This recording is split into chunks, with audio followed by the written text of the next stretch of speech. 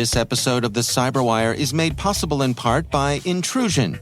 Intrusion plugs the holes in your current security architecture with applied threat intelligence. Intrusion uses machine learning and their proprietary database to make real-time block decisions based on 3 decades of internet history, reputation, and behavior for every single connection, in and out. Do you know who your network is talking to? Learn more at intrusion.com.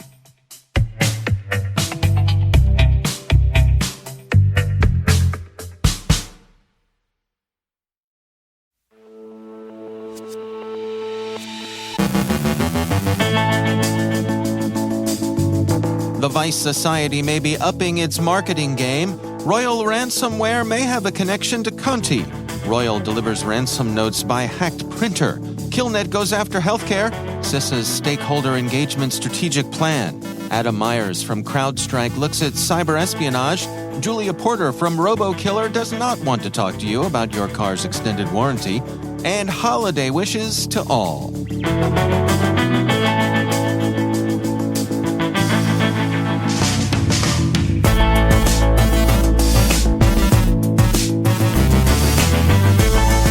From the CyberWire studios at Data Tribe, I'm Dave Bittner with your CyberWire summary for Friday, December 23rd, 2022.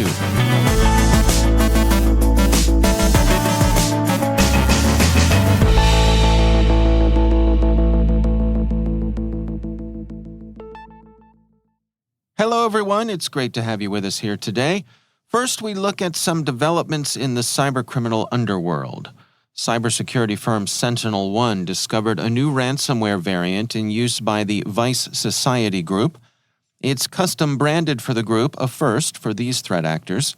Vice Society activity has been observed since June 2021 and was always seen utilizing third-party ransomware strains such as Hello Kitty, Five Hands, and Zeppelin, SentinelOne reports.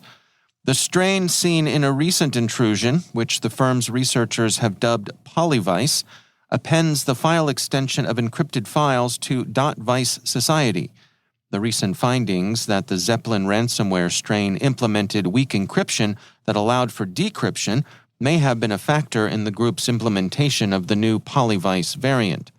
It is suspected that this ransomware is likely from a vendor, as Chili ransomware and Sunny Day ransomware have identical functions, with variations only in campaign-specific details. Our second note from the underworld comes from researchers at Trend Micro, who have published a report on the relatively new ransomware strain that goes by the name Royal. It turns out that there are some signs of connection to an old familiar name, Conti. Royal attacks are being launched by a sophisticated gang that used to operate the now apparently defunct Conti ransomware. Royal ransomware first surfaced in September 2022, and the vast majority of its attacks have targeted entities in the U.S. and Brazil. The threat actor uses Callback phishing, a social engineering technique in which the attacker poses as technical support and instructs the victim over the phone to install remote desktop software. The threat actors also exfiltrate data before executing the ransomware. Trend Micro predicts that the Royal ransomware operators will increase their activity in the coming months. Royal has made an appearance in Australia. The Queensland University of Technology, second largest university in the state of Queensland, has apparently sustained a Royal ransomware attack, the Australian Broadcasting Corporation reports. Yesterday, printers in the university's network began spewing out ransomware notices in bulk, in some cases until they used up all the affected printers' paper. 7 News gives some of the content of the extortionists' message. After telling the recipients that they had been hit, the printouts read, "Most likely what happened was that you decided to save some money on your security. Alas, as a result, your critical data was not only encrypted but also copied. From there, it can be published online. Then anyone on the internet from Darknet and even your employees will be able to see your internal documentation. Fortunately, we got you covered." Covered, that is, by promising to return your data once you pay the ransom. The university has shut down IT systems as it works on remediation. Australian authorities have grown fed up, positively testy, with the troubles cybercriminals have caused over the latter part of 2022. It will be interesting to see what response Royal draws from them. The gang is already in U.S. sites, and it's likely to receive some unwelcome attention from Australian authorities. We wish them good hunting. Go out and drop these chumps. Turning to the cyber phases of Russia's hybrid war against Ukraine, KillNet, the hacktivist auxiliary that has been perhaps the most publicly prominent Russian actor in cyberspace over the past few months of the war, has turned its attention to healthcare. The U.S. Department of Health and Human Services, through its Health Sector Cybersecurity Coordination Center, the HC3, has warned U.S. hospitals and other healthcare providers that they should expect to receive attention from KillNet. The HC3 analyst note says that KillNet has previously targeted or threatened to target organizations in the healthcare and public health sector. Much of its activity has represented a threat to data privacy, and it's worth noting that more has been threatened than has apparently materialized.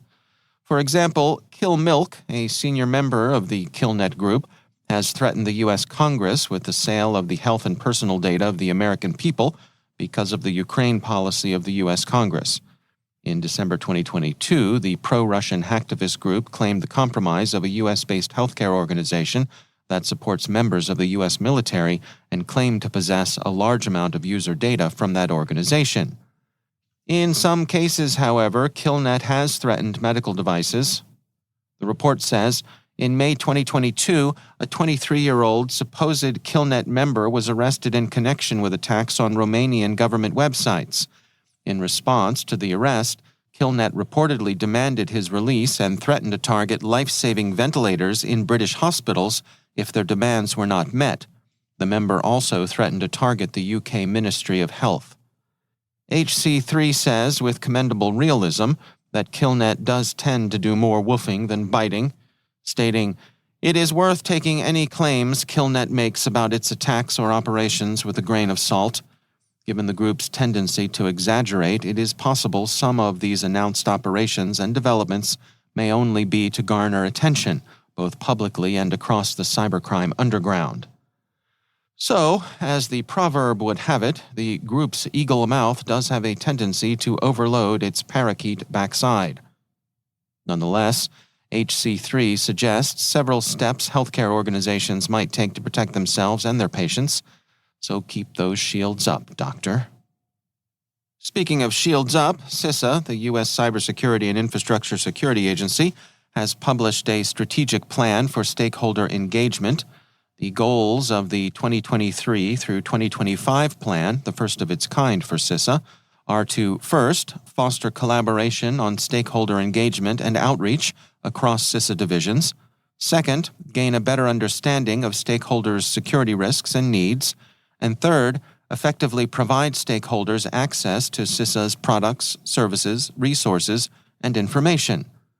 Stakeholder outreach and cooperation are as important to CISA as they are to any U.S. federal agency, given the extent to which so much U.S. critical infrastructure is held by the private sector, and so it will be interesting to see how the agency executes its strategy over the next 3 years.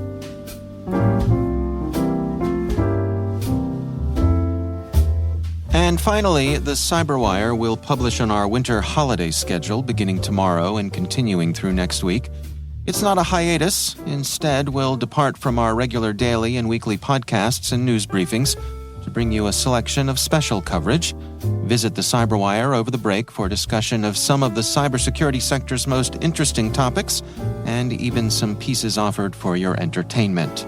We'll resume regular publication on January 3rd, the day after the U.S. federal observance of New Year's Day. In the meantime, we hope you have a quiet, restful holiday season. It's been one heck of a year, full of good times and bad, joy and sadness. We're glad you chose to spend some of your time with us, and we look forward to more time together in the coming year. It means the world to us that you find value in what we do. On behalf of our amazing CyberWire team, I wish you a Merry Christmas, Happy Holidays, and a safe and joyous New Year. And special wishes for peace on Earth, and especially for a just peace in Ukraine. Be kind, take care, We'll see you next year.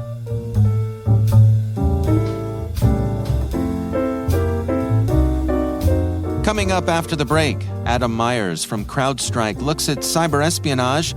Giulia Porter from RoboKiller does not want to talk to you about your car's extended warranty. Do stick around.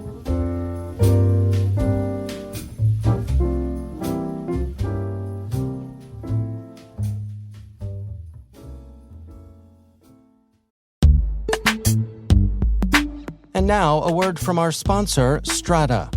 With multi-cloud, your apps and identities are distributed, making them hard to manage and secure. Strata takes all of your existing identity systems, integrates them into an identity fabric, a universal way for all your IDPs to work together. Never refactor your apps again. Never get locked into your IDP with one-to-one connectors. Identity orchestration helps you solve your biggest IAM problems, even the messy ones you thought were unsolvable. Bring Strata any IAM use case, like modernizing legacy apps to use passwordless authentication, hot switching between IDPs, or enabling identity operation resiliency. Strata's flexible, lightweight, and distributed architecture software is designed to extend the value of your identity infrastructure, no matter the complexity or scale. Share your time on a discovery call, and Strata will send you custom AirPods Pro. The multi-cloud identity wave is here, and you can ride it with Strata. Ready to learn more?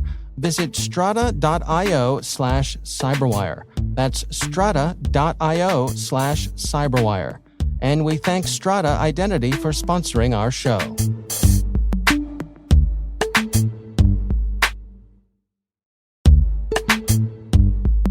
And now, a word from our sponsor, Barracuda. Right now, everyone is talking about cryptocurrency, and the cyber criminals are hiding in the conversation. Cyber criminals use social engineering loaded with urgency and fear to successfully prey on your company, your employees, and your customers.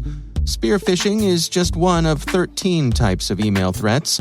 Barracuda has identified these 13 types and shows you how you can protect your company, your customers, and your reputation. Find out about the 13 email threat types and Barracuda email protection. Get your free ebook at barracuda.com/cyberwire. And we thank Barracuda for sponsoring our show.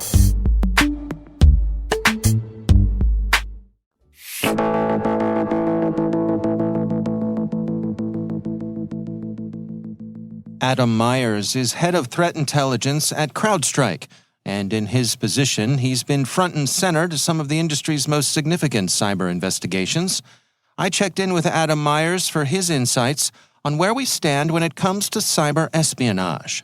When we think about cyber operations, cyber espionage, it's really for countries. These entities are conducting these operations for sabotage. They're also using them to enable disruptive, destructive operations and espionage. And so the scope of these things ranges country to country. North Korea, over the last couple of years, has engaged in a lot of revenue generation, meaning that they're breaking into cryptocurrency platforms and financial institutions and financial technology companies in order to steal actual money to help that regime conduct, nuclear building and some of the other stuff that they're engaged in. And, that's consistent with what we've seen them do across some of the other spectrum of things that they may attempt to do, right? Counterfeiting would be effectively human trafficking for labor purposes, criminal activity. All of these things are associated with behaviors of North Korea in order to generate revenue for the regime and also for the Kim family. Is there a bit of fuzziness here? I mean, I guess when I think of espionage, I tend to think of the spy versus spy kind of stuff. But when you get into things like theft, as you mentioned, North Korea stealing things, even the intellectual property that China is known to take, it seems like it crosses over into the. Is it fair to say? I don't know. Gentlemanly spying on each other, reading each other's letters, right? Into theft. How do we deal with that fuzziness? Well, I think espionage is a dirty game that has to be played, and it always has had degrees of that, right? If you go back to the KGB and those days, there was an entire line of technical collection that was established to steal secrets, right? Things like the Star Wars program back in the 80s was something that I think in part was designed to draw out those Russian KGB Line X operators and some of the technical collection people in order to play that game, right, with them. So it has always been this. And I think when we think about cyber espionage, cyber operations, COVID was a huge problem for espionage operators because if you think about that spy versus spy stuff that you alluded to, trying to get across a border, trying to put human assets into a target country became very difficult during COVID, right? Borders were locked down. You had to submit to all kinds of different quarantines and things like that. So it became difficult to put human assets in place that weren't there and to service the human assets, right? To be able to get information from them while they were undercover in place. So cyber operations became a hugely important role for these different espionage operators. I think we've seen that over the last 2 or 3 years. It's proliferated. We've added new nations as what CrowdStrike tracks conducting cyber operations. One of the more prolific ones that we've been tracking pretty closely is Turkey. And so, there is this increase in not just the number, but also by number, I mean, an increase in operations, not just in terms of the different agencies within the known countries doing it, but new countries coming to light that are conducting these operations. And I think that they see this as very attractive.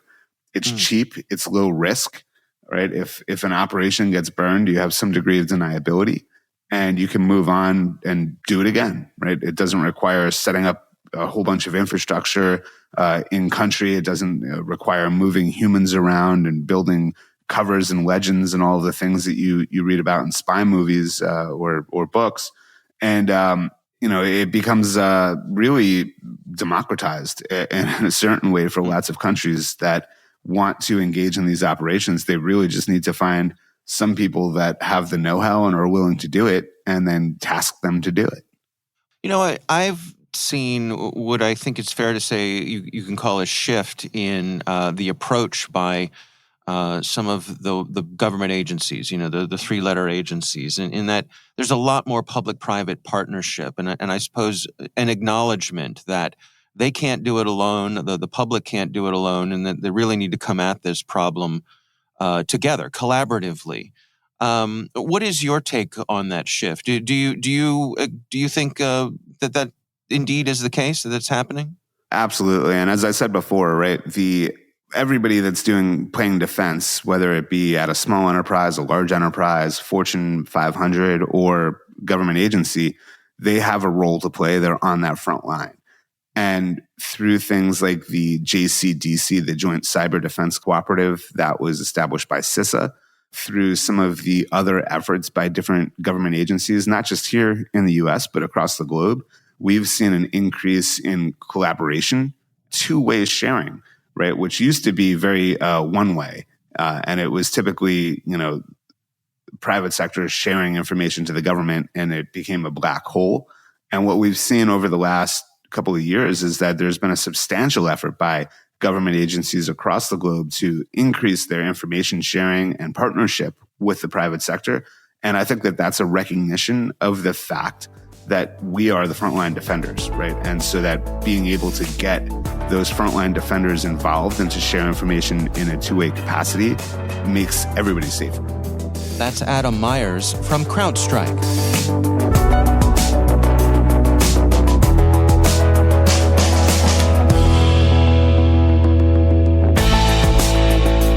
there's a lot more to this conversation. If you want to hear more, head on over to the CyberWire Pro and sign up for Interview Selects, where you'll get access to this and many more extended interviews.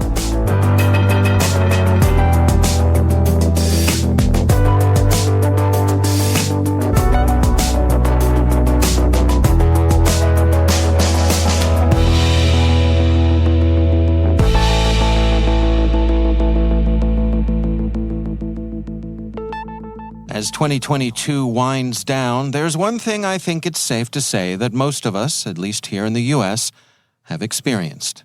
People trying to reach us about our car's extended warranty. Giulia Porter is vice president at RoboKiller, one of the companies making apps that look to block these spammy and scammy phone calls and text messages. They recently published a report on the trends they're tracking and the annoyances they're blocking, so I checked in with Giulia Porter for the details.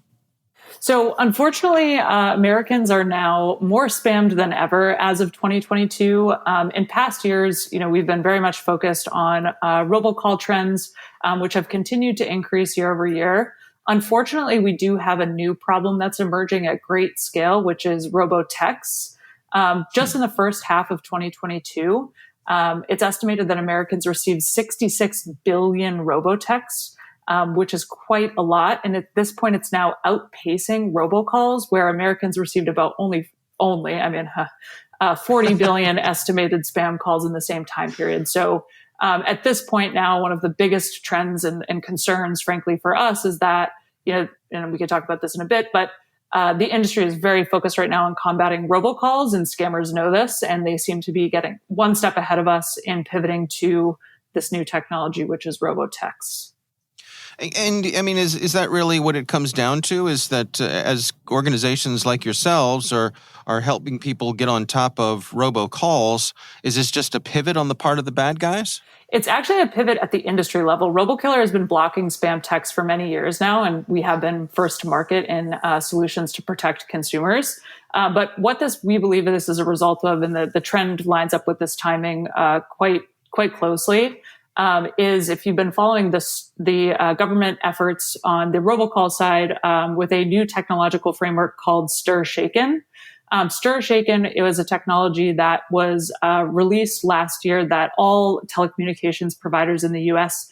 Had to adopt and comply with, which was essentially a technological framework for caller ID verification and authentication. And what that was designed to do was create a universal standard for understanding whether or not a phone call that was being placed was being spoofed. A lot of times scammers, robocallers in particular, are using caller ID spoofing to mask their caller ID. And normally that's on the backside of a phone scam more than it is a legitimate call. And so the industry has been very, very focused on adopting this framework, complying with new regulations. And we are seeing improvements as a result. But unfortunately, scammers know this as well, and we're prepared for this and are responding in just a whole new medium, unfortunately. Yeah, it really seems like a game of cat and mouse here. And as you say, very frustrating for consumers. I mean, what are some of the other statistics that you're tracking here?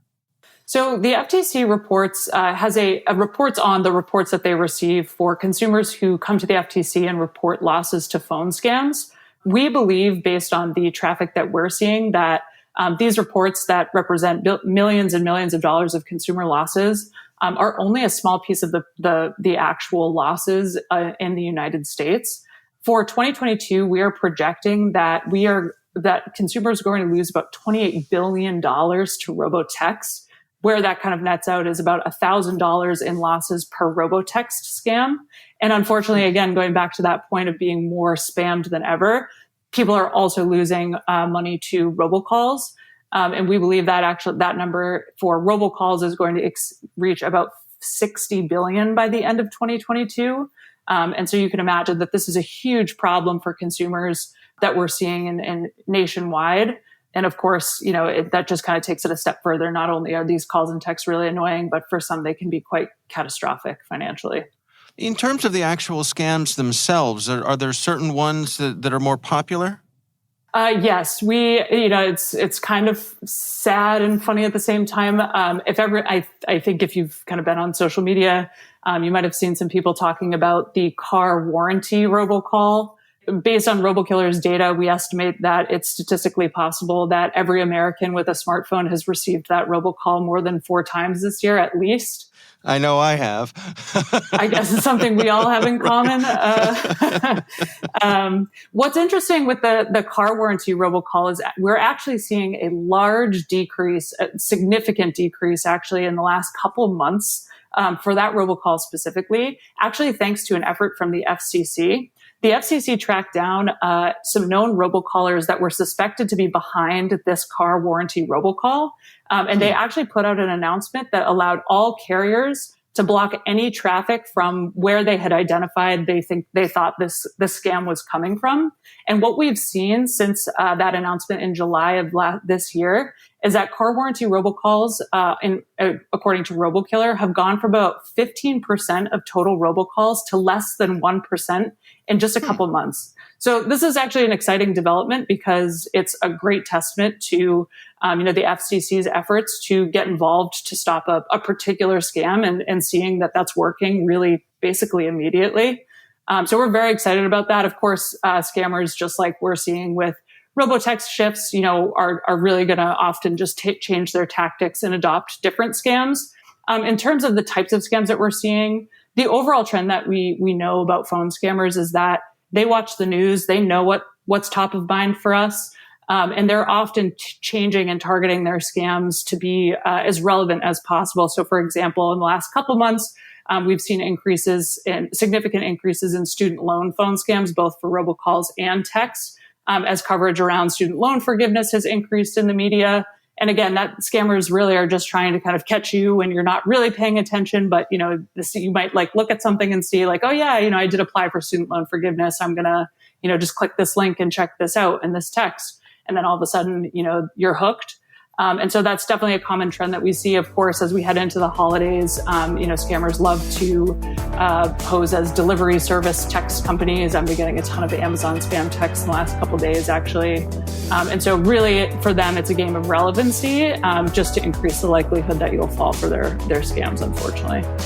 That's Giulia Porter from RoboKiller.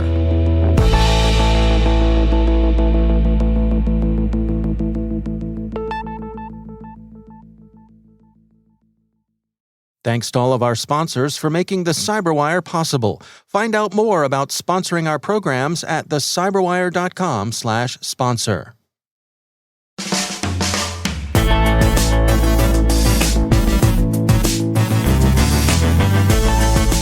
And that's the CyberWire. For links to all of today's stories, check out our daily briefing at thecyberwire.com. The CyberWire podcast is a production of N2K Networks, proudly produced in Maryland out of the startup studios of Data Tribe, where they're co-building the next generation of cybersecurity teams and technologies. Our amazing CyberWire team is Elliot Peltzman, Trey Hester, Brandon Karp, Eliana White, Baru Prakash, Liz Irvin, Rachel Gelfand, Tim Nodar, Joe Kerrigan, Carol Terrio, Maria Vermatzis, Ben Yellen, Nick Valecki, Millie Lardy, Gina Johnson, Bennett Moe, Catherine Murphy, Janine Daly, Jim Hoshite, Chris Russell, John Petrick, Jennifer Iben, Rick Howard, Peter Kilpie, Simone Petrella, and I'm Dave Bittner. Thanks for listening. We'll see you back here next year.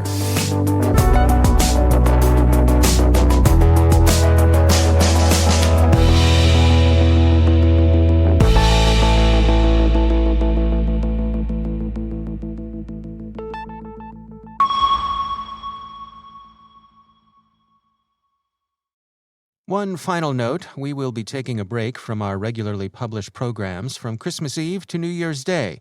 But not to worry, we still have an exciting lineup of great CyberWire Pro content that you won't want to miss, so stay tuned. And happy holidays, everyone.